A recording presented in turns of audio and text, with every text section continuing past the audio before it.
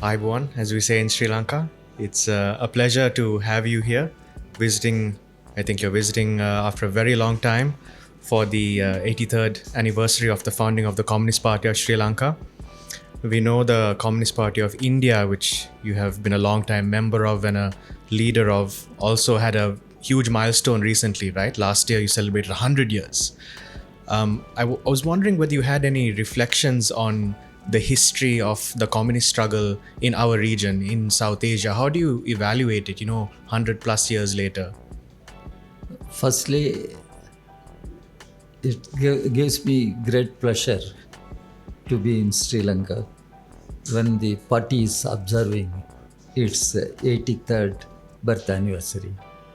It gives an opportunity to meet comrades and have discussions because the prevailing situation in the world makes it imperative that we should learn from each other. We should take all efforts to strengthen our cooperation, coordination. As far as the communist movement in South Asia is concerned, it has a glorious history. I can say the history of great struggles, history of supreme sacrifices. For instance, the Communist Party of India was formed on Indian soil on December 26, 1925. We completed 1 century, 100 years. Now we have entered into second century.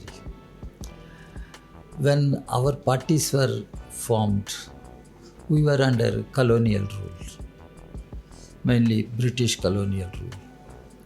And we were the first to raise the demand complete independence. And when we raised this slogan, it is not just liberate the country from colonial rule, but to ensure the equality, liberty, fraternity for all sections of our people. We try to do in India, then here Communist Party of Sri Lanka tried its best in Sri Lanka.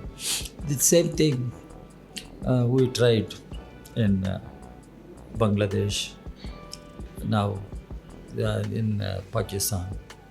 In fact, recently there was a meeting in Moscow, that is third meeting of anti-fascist forum, and our General Secretary, Communist Party of Sri Lanka, Comrade Veer Singh was also there.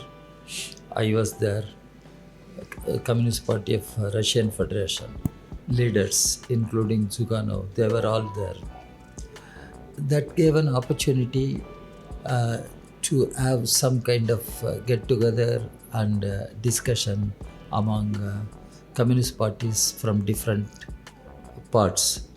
I must underline that we, the representatives of communist parties in South Asia, we also had a get together.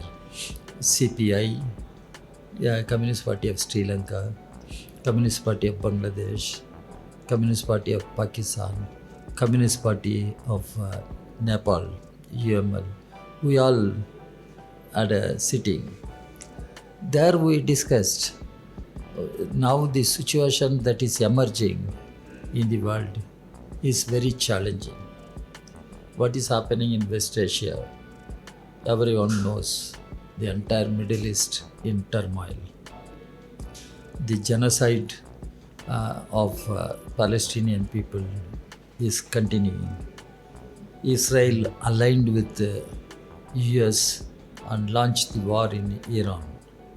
And several West Asian countries, Syria, Lebanon, they are all facing huge threats. So imperialism has become very aggressive, and in fact imperialism is responsible for military conflicts.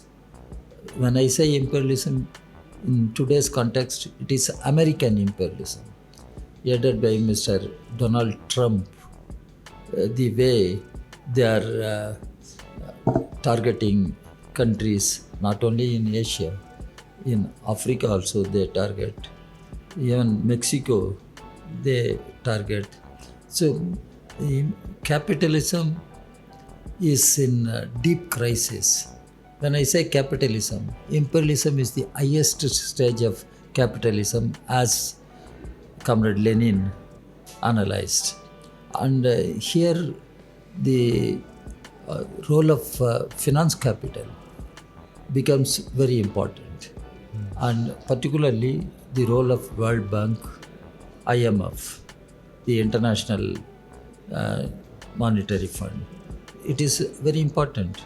The so-called neoliberal economic policies were imposed on countries like India and countries of South Asia in the name of Washington Consensus. What is Washington Consensus? It is a consensus between World Bank and IMF. And once the neoliberal policies were imposed and the governments were forced and are being forced to privatize all public sector undertakings and blatantly to support the crony capitalists, corporate houses, big business houses. This has put the toiling masses into great troubles. The workers' rights are being snatched away. The farmers do not get what they should get. And it is not the case of one country, it is the case of all countries in South Asia. And people are agitating, fighting for their economic sovereignty and for their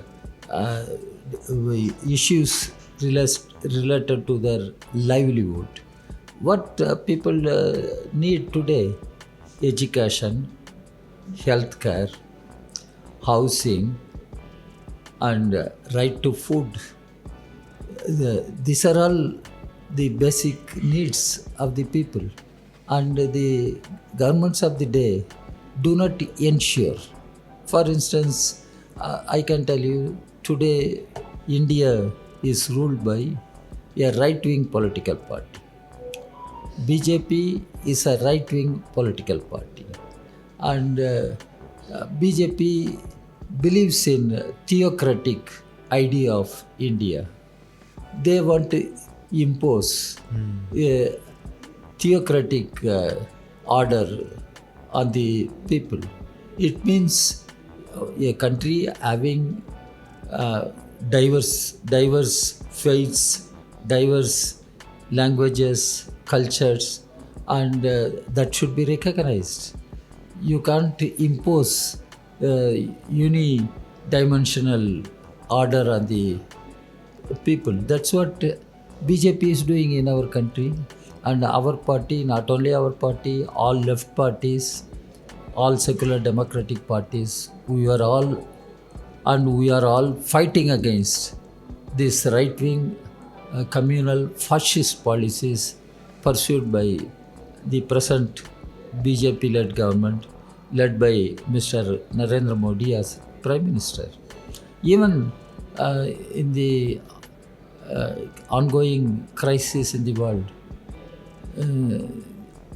India should have played a better role for peace and development in the world.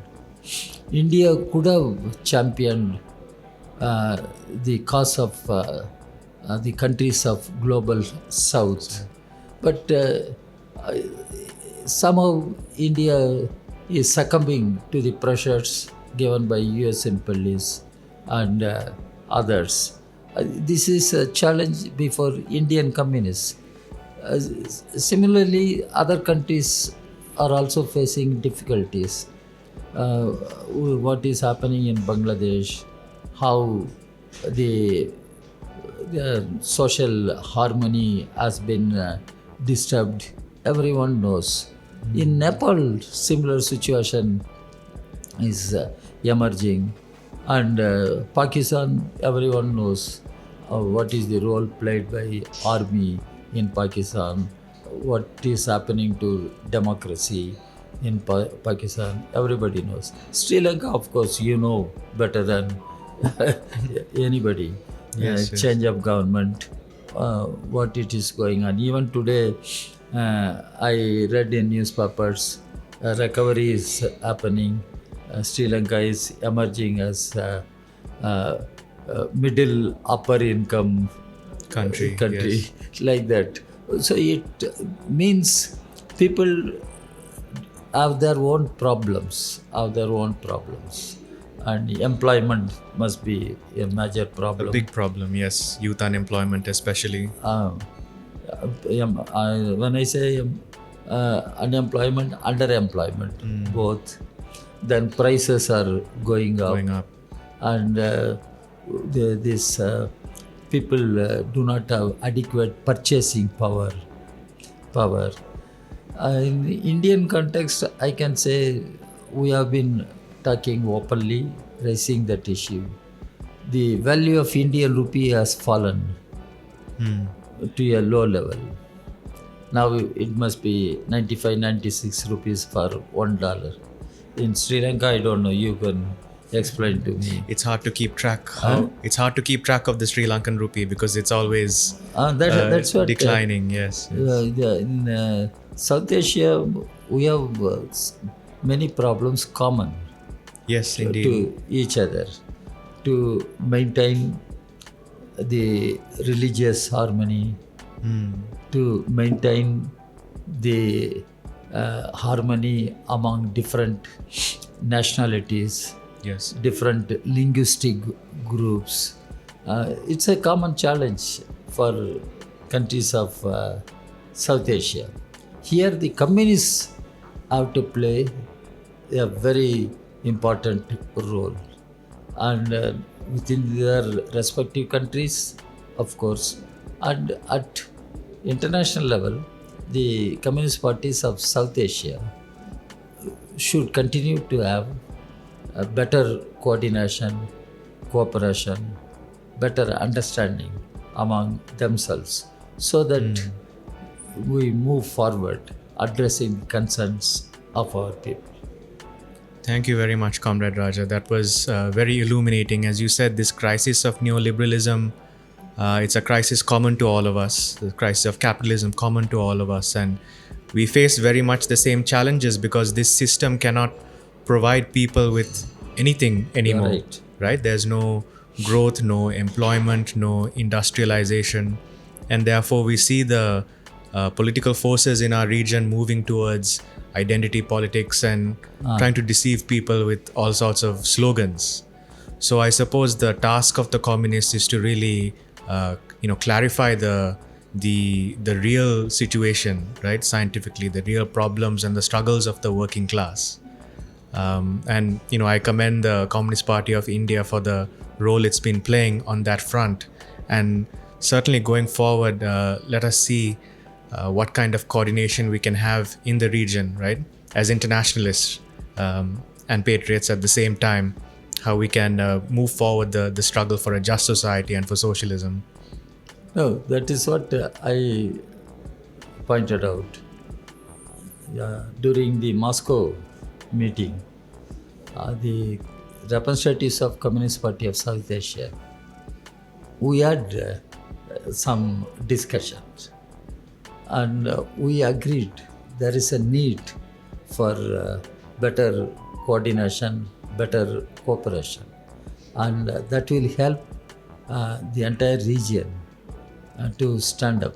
For instance, in today's context,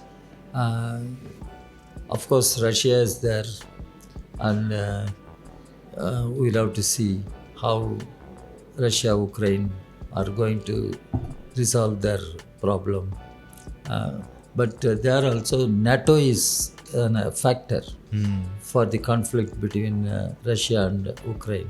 because NATO is trying to expand itself and forcing countries to join NATO.